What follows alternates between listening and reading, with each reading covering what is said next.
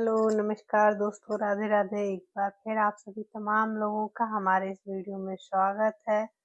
उम्मीद कर रही हूँ आप लोग स्वस्थ होंगे, मस्त होंगे, अपना और अपनों का ख्याल रख रहे होंगे।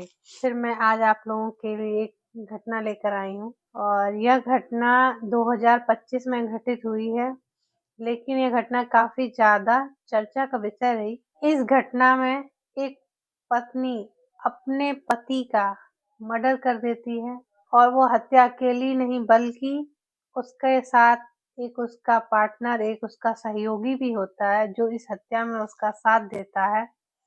और हत्या करने के बाद वह अपने पति की लाश के साथ क्या करती है, हत्या को अंजाम देने के बाद वह कैसे पकड़ी जाती है और कैसे इस हत्याकांड का खुलासा होता है, आइए हम लोग इस वीडियो के माध्यम से जानने और समझने की कोशिश करते हैं।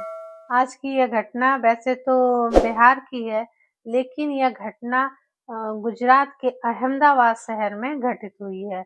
बिहार प्रदेश के जिला सिवान का एक गांव लगता है रामपुर का रहने वाला समीर बिहारी अंसारी, उसी के घर के पास में रहने वाली एक लड़की जिसका नाम रूबी था, उसको दिल दे बैठता है। ये दोनों एक दूसरे को पसंद करने लगते हैं और ये दोनों एक साथ अपना जीवन आगे बिताना चाहते हैं, लेकिन इन दोनों के परिवार वालों को इनका ये रिश्ता मंजूर नहीं था।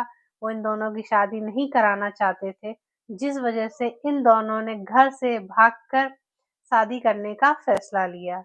ये दोनों घर से भागकर शादी करते हैं और शादी करने के बाद अब अपने जीवन का गुजर बसर करने के लिए ये गुजरात के अहमदाबाद पहुंच जाते हैं। इनकी शादी 2015 में हुई थी, लेकिन शादी के 10 साल बाद एक पत्नी अपने पति का कैसे मर्डर करती है और ये सुनकर भी हर कोई हैरान था। एक पत्नी अपने ही पति को इस तरह से मार सकती है। गुजरात के अहमदाबाद पहुंचते हैं, वो वहाँ नौकरी करने लगता है। नौकरी करने के बाद इन दोनों का जीवन काफी अच्छा चल रहा था। इनके 2 बच्चे भी होते हैं, एक लड़का और एक लड़की।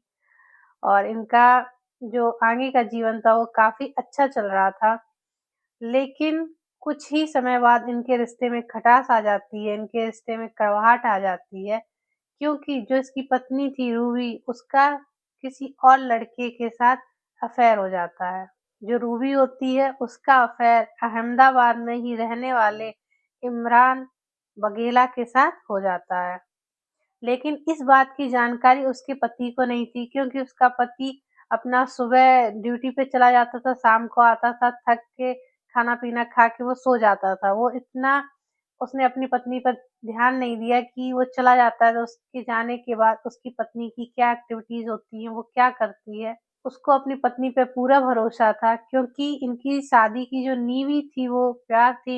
ये दोनों एक दूसरे से प्यार करते थे, तभी ये दोनों घर से भागकर शादी की। एक दिन उसके ही पड़ोस में रहने वाली एक महिला समीर बिहारी अंसारी से कहती है कि तुम्हारे जाने के बाद तुम्हारे घर में एक लड़का आता है और वो लड़का हर रोज आता है। जब तुम चले जाते हो, जब तुम्हारी पत्नी अकेली होती है, बच्चे स्कूल चले जाते हैं, तो वो लड़का तुम्हारे घर पर डे आता है। समीर बिहारी अंसारी को उस महिला की बातों पे भरोसा नहीं हुआ, लेकिन दिमाग में कहीं न कहीं वो बात क्लिक कर गई, घर बना गई कि शायद हो सकता है इस महिला ने देखा हो तभी वो बोल रही हो।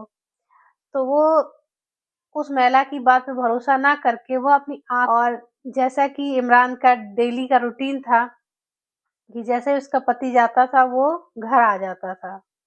लेकिन उस दिन जो इसका पति था वो घर से तो कह के जाता है कि मैं ड्यूटी पे जा रहा हूँ, लेकिन वो नहीं जाता है, वो वहीं कहीं आस-पास में छुप जाता है। देखता है कि थोड़ी देर बाद इमरान आता है और इमरान उसके घर के अंदर चला जाता है और काफ़ी देर तक रहता है। यह भी घर के अंदर जाता है और जो दृश्य अपने आँखों के सामने देखता है, उसको देखने के बाद यह बहुत ही ज़्यादा दुखी हो जाता है, क्योंकि उन दोनों का अवैध संबंध था। और जब इस दृश्य को इसने अपनी आँखों से देखा तो इसके पैरों तले से ज़मीन खिसक जाती है। उस दिन से इसका व्यवहार अपनी पत्नी के प्रति बिल्कुल चेंज हो जाता है, बिल्कुल नेगेटिव व्यवहार हो जाता है। वह इस दुःख से निकलने के लिए वह नशे का सहारा लेने लगता है, वह ड्रिंक करने लगता है और जब आए दिन अपनी पत्नी को, जिस वजह से उसकी पत्नी रूबी बहुत ज़्यादा परेशान रहती है और वो अपने जो उसका प्रेमी होता है इमरान से इसकी डेली शिकायत किया करती थी। लेकिन ये दोनों मौका ही ढूँढ रहे थे कि कैसे इसको रास्ते से हटाया जाए और इसका ये लोग प्लान ही बना रहे थे, लेकिन इन लोगों को मौका नहीं मिल पा रहा था। एक दिन 25 दिसंबर 2025 को वह नशे में घर आता है, बहुत ज़्यादा उसने ड्रिंक कर रखी थी। अब वो अपनी पत्नी रूबी को मारने लगता है। इतने में इमरान पहले से वहाँ मौजूद था, क्योंकि उन दोनों का प्लान था कि जब ये ड्रिंक करके आएगा तभी हम इसकी हत्या कर देंगे। वह जैसे ही घर पहुँचता है, अपनी पत्नी को मारने लगता है, वैसे ही इमरान आता है, उसके सर पे वार कर देता है। वार करने के बाद वो गिर जाता है, क्योंकि वो ऑलरेडी नशे में था, उसका जो शरीर था वो उसके कंट्रोल में नहीं था।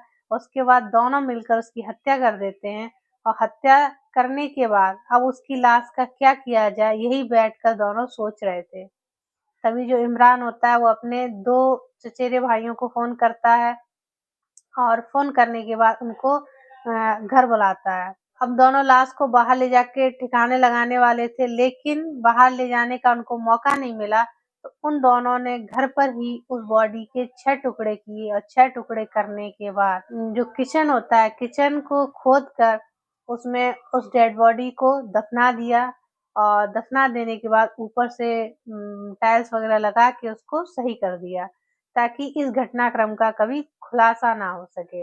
लेकिन आप क्राइम कितना बड़ा कर लो, आज नहीं तो कल पकड़े ही जाओगे। वैसा ही इस हत्याकांड में हुआ। जब वो महिला उस घर को बेचना चाहती थी, वो कुछ टाइम तो उस घर में रही, लेकिन उसको समीर बिहारी अंसारी की जो यादें थी, जो उसके साथ इसने कृत्य किया, वो उसके दिमाग में बार-बार घूमता था, जिससे वो बहुत ज़्यादा परेशान थी।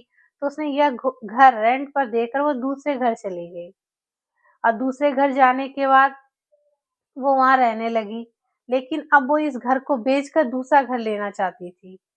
इसी संबंध में वो किसी व्यक्ति से बात करती है और बात करने के बाद जब बात फाइनल हो जाती है, बात जब रजिस्ट्री की आती है, तब वो कहती है कि जो घर था वो उसके पति के नाम था। तो वो कहती है कि मेरा पति तो विदेश गया हुआ है और रजिस्ट्री कैसे हो पाएगी? और किसी और से कॉन्टैक्ट करती है तो उससे कहती है कि उसका पति गाँव गया हुआ है और आप कैसे भी इस काम को करा दीजिए। मतलब अलग-अलग लोगों से अलग-अलग बात करती है।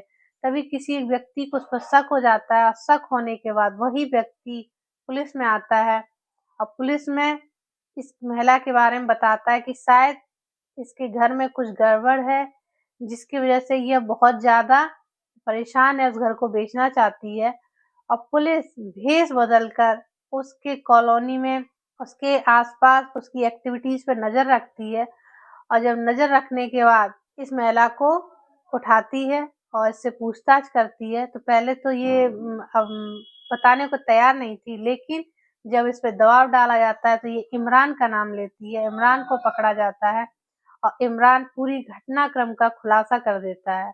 यह खुलासा करने के बाद हर कोई हैरान था कि एक पत्नी ही अपने पति की कातिल है। एक पत्नी ने अपने बच्चों से उसके बाप का साया छीन लिया। शायद वो बच्चे अब अनाथ हो गए, क्योंकि पिता की तो इसने हत्या कर दी और जो एक माँ का साया था वो भी उन बच्चों से चला गया। अब शायद वो बच्चे अपनी सारी ज़िंदगी एक अनाथ की ज़िंदगी जिएँगे। मेरा इस घटनाक्रम को सुनाने का उद्देश्य किसी को परेशान करना नहीं है, किसी का दिल दुखाना नहीं, बल्कि आपको सचेत व सावधान करना, जिससे कि आप अपना और अपनों का ध्यान रख सकें। धन्यवाद।